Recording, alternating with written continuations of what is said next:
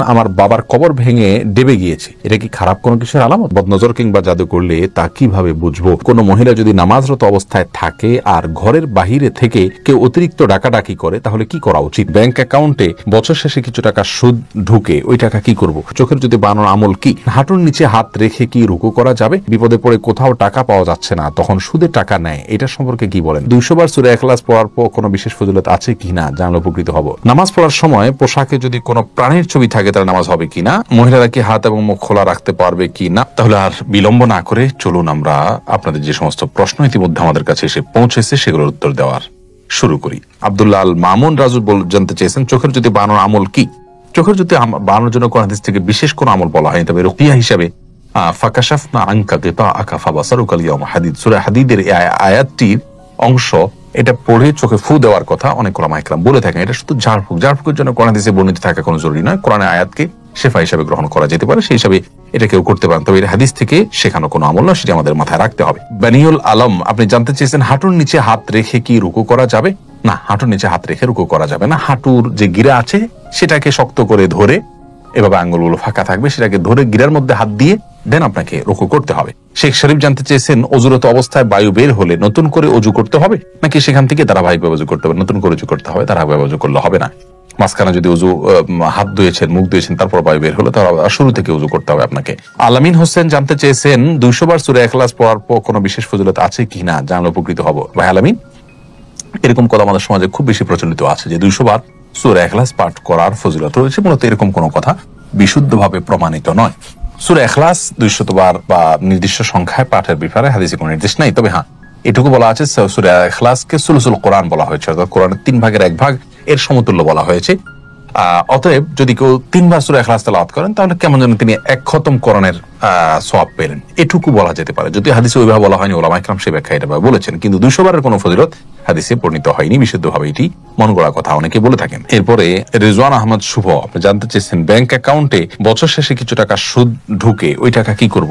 ওই টাকা যদি বন্ধ করার কোনো অপশন থাকে তাহলে বন্ধ করে ফেলবেন, আর যদি বন্ধ করার কোনো অপশন না থাকে, অটোমেটিকলি আসতে থাকে প্রতি বছর শেষে, তাহলে সেটা গরিব দুঃখীদেরকে হিসেব করে দান করে দিয়ে দিবেন এবং কোন সওয়াবের আশা করবেন না। সারা সফা জানতে চেয়েছেন, ফরজ নামাজে ভুল হলে কি সিজদা সাহু করলে নামাজ হয়ে যাবে নাকি পুনরায় পড়তে হবে? বোন সাফা সারা, ফরজ নামাজে যদি ভুল হয়, ভুলটা যদি হয় ওয়াজিব তরকের ভুল, তাহলে সিজদা সাহু করলে নামাজ হয়ে যাবে, আর যদি ফরজ তরক হয় তাহলে সে নামাজ বা সে রাকাত আবার পড়তে হবে। আর সুন্নাত তরক হলে কিছুই করতে হবে, আপনার কোন ভুল হয়েছে সেটা হলো মূল বিষয়। আর সিজদা সাহুর বিষয়টি সব নামাজের ক্ষেত্রে একই কথা প্রযোজ্য, সুন্নাত, ওয়াজিব, ফরজ সব নামাজের মধ্যে একই ভাবে, অর্থাৎ ওয়াজিব তরক হলে সিজদা সাহুর নামাজ হয়ে যাবে।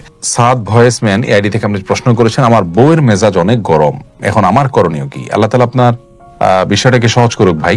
তার স্ত্রীর যদি মেজাজ গরম হয়, তিনি যদি নিজে বুঝতে পারেন যে হ্যাঁ তিনি মাঝে মধ্যে হট মেজাজি হয়ে পড়েন, তাহলে সেক্ষেত্রে তাকে আপনি পরামর্শ দিতে পারেন আউযু বিল্লাহি মিনাশ শাইতানির রাজিম বেশি বেশি করে পাঠ করা, বিসমিল্লাহির রহমানির রহিম মাঝে মধ্যে পাঠ করে, এগুলো পাঠ করলে আল্লাহ রাব্বুল আলামিন বদমেজাজ মানুষের কমিয়ে দেয়। বিশেষ করে তার যখন বদমেজাজ হবে, আপনি তাকে শুনিয়ে দূর থেকে এটা পড়তে পারেন, যদি পড়েন ইনশাআল্লাহ দেখবেন তার বদমেজাজ কমে গেছে। এবং রাসূল করিম সাল্লাল্লাহু আলাইহি ওয়াসাল্লামের জীবনে এরকম ঘটনা ঘটেছে যে এক ব্যক্তি রাগান্বিত হয়েছেন, তিনি দূর থেকে বলেছেন আমি জানি একটি কালিমা যেটা পড়লে তার রাগ কমে যাবে, এবং তাকে শুনিয়ে শুনিয়ে সেটা তিনি পড়লেন, তারপর লোকটি সেটা অনুসরণ করলেন। তাকে ডাইরেক্ট পড়তে বললে ওই সময়টা তিনি হয়তো রাগান্বিত হয়ে যাবেন, তাকে পড়তে নির্দেশ না করে আপনি তাকে শুনিয়ে হালকা করে বললেন অথবা তাকে স্মরণ করার উদ্দেশ্যে বললেন, এর মাধ্যমে তার রাগ কমতে পারে ইনশাআল্লাহ বিইذনিল্লাহ। তানভীর আহমেদ জানতে চেয়েছেন, আমাদের একটা দোকান আছে, মাঝে মাঝেই অনেকে অনেক কিছু ভুলে ফেলে যায়, এখন আমরা কি করতে পারি? যথাসম্ভব সেটা রেখে দিবেন, মালিক তালাশ করে দেওয়ার চেষ্টা করবেন, তাকে পাওয়ার কোনো সম্ভাবনা না থাকলে সেক্ষেত্রে সেটি কোনো গরিব দুঃখীকে দান করে দিবেন তার পক্ষ থেকে।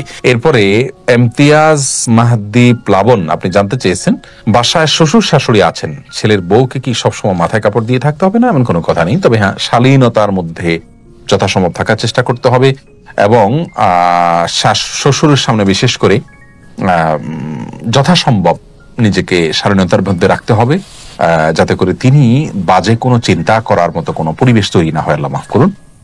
তবে মাথায় কাপড় দিয়ে থাকতে হবে নির্দিষ্টভাবে, এমন কোনো কথা বাধ্যবাধকতা নেই। তানজিদ আমি জানতে চেয়েছেন, বিপদে পড়ে কোথাও টাকা পাওয়া যাচ্ছে না, তখন সুদে টাকা নেয়, এটা সম্পর্কে কি বলেন? দেখুন, অনেক ভাই বোন এই কাজটি আজকাল করছেন। আল্লাহ রাব্বুল আলামিন মানুষকে পরিশ্রম অনুযায়ী তার রুজিতে, রুটিতে, উপার্জনে বরকত দিয়ে থাকেন। আমরা পরিশ্রম করব। আল্লাহ রাব্বুল আলামিন কোরআনে বলেছেন, ফাইদা কুদিয়াতিস সালাহ ফান্তাশিরু ফিল আরদ, যখন সালাত শেষ হয়ে যাবে তোমরা জমিনে ছড়িয়ে পড়ো। আমরা জমিনে ছড়িয়ে পড়বো, উপার্জনের জন্য চেষ্টা করব, ছুটে ছুটে করব। এটা আমাদের কর্তব্যের অংশ। আমরা শর্টকাট ওয়েতে উপার্জন করার চেষ্টা করব না। আপনি ছোট্ট পুঁজি নিয়ে, সামান্য পুঁজি নিয়ে রাস্তার পাশে বসে যান, শুরু করেন এবং অধ্যবসায় করেন, শেখার চেষ্টা করেন, মেধা খাটান এবং শারীরিক পরিশ্রম, কায়িক পরিশ্রম আপনি করেন। এর মাধ্যমে ইনশাআল্লাহ আল্লাহ তাআলা আপনাকে বরকত দিবেন। আস্তে আস্তে আপনি সামনে বাড়তে যাবেন।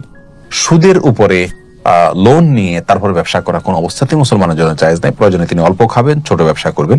আল্লাহ তাআলা আমাদেরকে হারামকে না করার মতো ঈমানের শক্তি অর্জন করার তৌফিক দান করুন। নামাজ পড়ার সময় পোশাকে যদি কোনো প্রাণীর ছবি থাকে তাহলে নামাজ হবে কিনা, নোমান ভাই জানতে চেয়েছেন, এনএস নোমান। যদি কোনো কুকুরের ছবি কোনো ছবি থাকে, কোনো প্রাণীর ছবি থাকে, তাহলে নামাজ হয়ে যাবে, কিন্তু এই কাজটি খুবই অন্যায় কাজ, খুবই দুর্গর্হিত কাজ এবং জঘন্য কাজ। কারণ হলো সালাত পড়বেন আল্লাহর রহমত আসার জন্য, আর কোনো প্রাণীর ছবি থাকলে সেখানে আল্লাহর রহমত আসে না। তাহলে আপনার এই সালাতটাতে কিভাবে আপনি আল্লাহর অনুগ্রহ লাভ করবেন? এই জন্য কোন প্রাণীর ছবি আছে এরকম জামা কাপড়ে সালাত আদায় করা উচিত নয়। কিন্তু যদি বিকল্প কিছু না থাকে, ওই জামাকে উল্টিয়ে পারলে পড়বে, আর সেটাও যদি কোনোভাবে করা না যায়, দোনো পাশে যদি ছবি থাকে, তাহলে সেক্ষেত্রে সালাত ত্যাগ করবে না, ওই অবস্থায় পড়ে নিবে।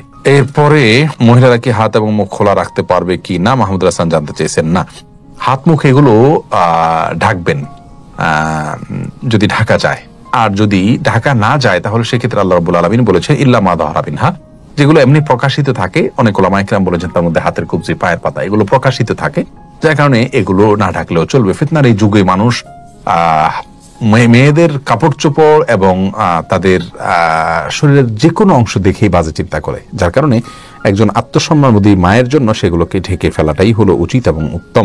শফিকুল ইসলাম জানতে চেয়েছেন, কোন মহিলা যদি নামাজরত অবস্থায় থাকে আর ঘরের বাহিরে থেকে কেউ অতিরিক্ত ডাকাডাকি করে তাহলে কি করা উচিত?